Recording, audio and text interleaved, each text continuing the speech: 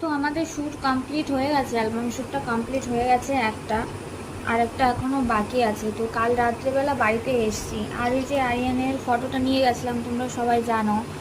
তো এই যে ফটোটার না এইখানে মানে কাজটা ভেঙে গেছে, ব্যাগের মধ্যে করে নিয়ে গেছিলাম তো হয়তো চাপ টাপ লেগে ভেঙে গেছে। এত খারাপ লাগছিল না দেখার পর থেকে।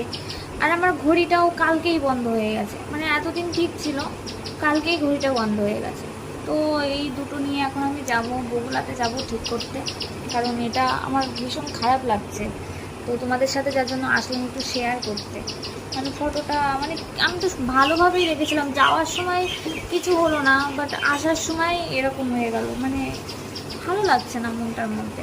তারপর ঘড়িটাও একই দিনে বন্ধ হয়ে গেল, কেমন যেন একটা লাগছে।